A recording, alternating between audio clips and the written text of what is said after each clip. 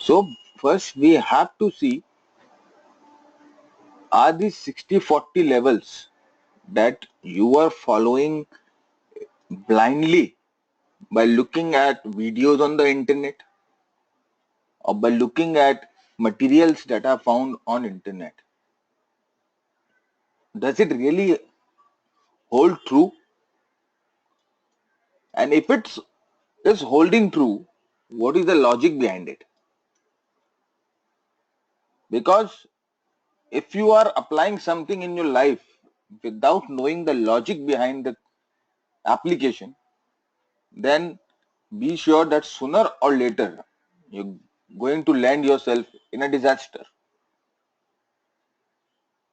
So let us see why 60-40 levels are selected as the bull range and the bear range. And are these levels really true, or these are just line in the sand? Now, when RSI is at 40 or 50, sorry, when RSI is at 50, what it means? It means that the up averages and the down averages that we have calculated in the formula of relative strength balances. Means if we are looking at a look back period of 14 days, the up days average and the down days average are equal. And at this point, it balances. So when the up day average and the down day average in the calculation of RS, that is relative strength, when we are talking about RSI, is equal, then we are getting the values of 50. And we know that 50 value is an value that denotes that here the bulls and the bears are at equilibrium. All right. Have I made myself clear here? If there is any problem, you can ask me, because we have to, this is an advanced stuff and we have to move very slowly in it. Each and every calculation and every funda should be clear here. Now,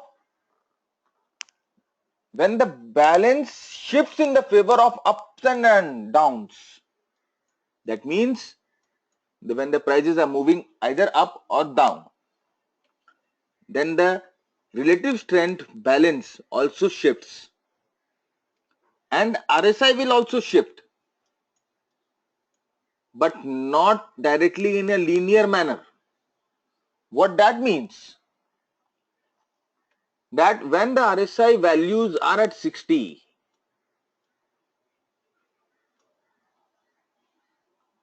a 10 rupee price move may lead RSI to go to 70 rupees or 70 levels. Now, if you think that another 10 rupees move will lead RSI to move to 80 levels, it won't happen, because it will not move in a linear way.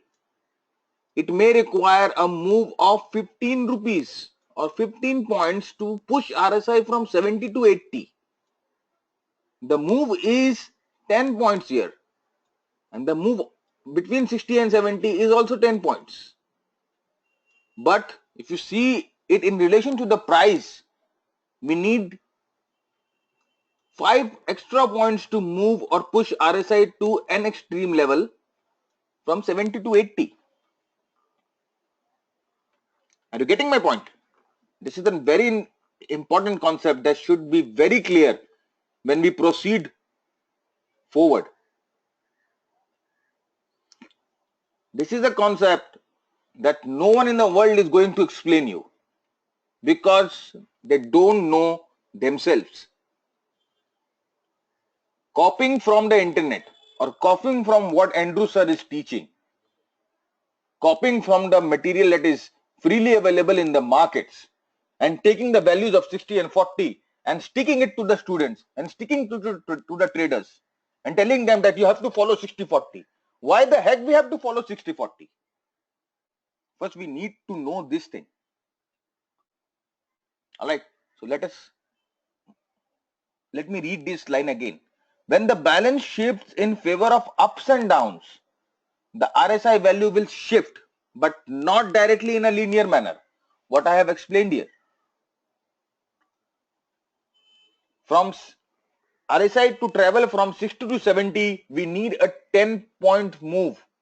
But when we are looking at RSI, when it travels from 70 to 80, this 10-point move won't help. We need a move of 15 points. So what does it tell? That as the RSI is going or reaching or approaching to the extreme values, that is near 100 and near 80 or near 0, that are the extreme values of RSI, there is increasing resistance. That means if a 10-point move is required for RSI to move from 60 to 70, the 10-point move will not be sufficient to move RSI another 10 points up from 70 to 80. It will need a price move that is more bigger. Maybe it will need a 5-point more, 15 points move or 20 points move. All right. So am I making myself clear here? Guys, you need to come up with your questions, because otherwise I will not understand whether you have got yourself clear or not. All right. So let us look at one table. This is the ratio move, and we know that 10 and 90 may be the extreme values for RSI. That means it will take at most huge force for the price to move beyond 90 and to come down beyond 10.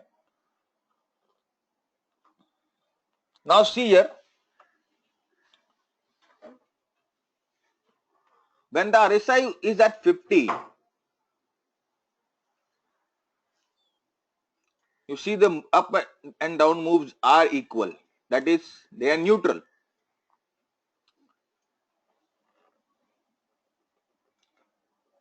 Now as we are moving up, you see the required up moves. So they are not in a linear manner. From 50 to 66.6, you need 2 points move. From 50 to from 66 to 75, you need also a 2-point move. From 75 to 80, you need 2-point move. But when you're talking about 80 to 90, see the move that has jumped. See the ratio of the jump. It needs a move that is more than double. Similarly on the downside. Now what does it tells us? Let us decipher the logic behind it. It tells us 3 things. First, that 50 is an equilibrium zone for the bulls and the bears. That means neutral zone. At 66.6 levels, you would see that a 2-point move is required in RSI to move up, and at 33.3 levels, you will see again a 2-point move is required for the RSI to move down from the 50 levels. And you see the ratio here is 2:1. As we move up, more moves are required to take RSI to the 90 levels. And now think it in a reverse manner. When RSI is at 90, a 1 rupee price move,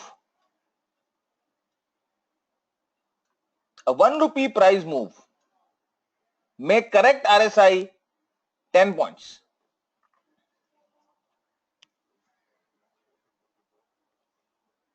Now the things must have started getting clear in your mind. All right. So when we are at extreme values of 90 at RSI, a 1 rupee move, that is maybe a 1 rupee change in the price, will drag down RSI 10 points. It lands to 80 levels. At 80 levels, a 4 rupee price move or a $4 price move will make RSI come down to 75 levels. Hope you are getting me.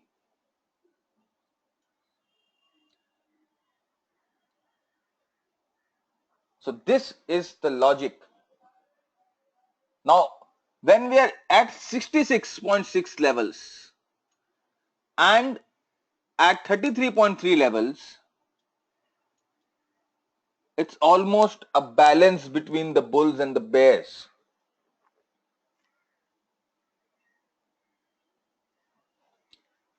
From here, the ratio begins to leave it linear relations. There is a disappropriate relations between the movement of the price and RSI from 66.6 levels and 33.3 levels. And so, this 66.6 level and 33.3 levels are regarded as the bull range and the bear range.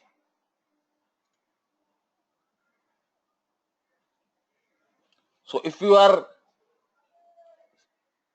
thinking that 60 and 40 levels, why they are chosen, this is the reason why they are chosen. And these 60 and 40 levels are not the levels that are chiseled in the stone. You cannot just go and outright say that the RSI is at 60 levels or the RSI is at 40 levels, so we are at support, at 60 levels we are at resistance. No, it's absolutely a big blunder that you are making while you are trading.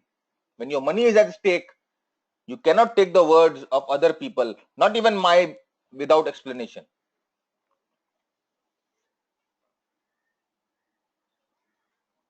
So when we are talking about RSI and when we are talking about 60-40 levels, this is the reason why we are choosing 60-40 levels, because they are close to 66 and 33 levels. Now, as we move forward in this advanced course, you will see we even don't follow 66 or 33 levels. We even don't follow 60 and 40 levels. We are not following any levels on RSI. We are just making an analysis using RSI in a very different way that even 10 people around the whole globe don't know. I have met many people who are using RSI, many traders who are using RSI, and to my surprise, they're using it all in the wrong way.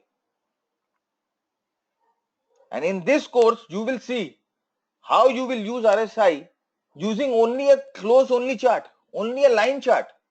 You don't require a bar chart, you don't require a candle chart, you don't require any indicators on the price except as RSI, and you will see how we move by just using price chart, that is a close only line chart, and RSI chart. That's it. You don't need anything else.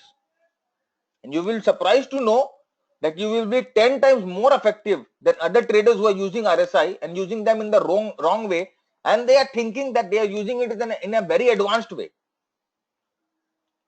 Even many big so-called coaches of RSI, self-proclaimed coaches of RSI, are making just fool of you. Believe me, your money is at stake. You will not be able to trade using their fundas. I'm very sure at one point in your life you will lose money. So let's move forward and see what we have next.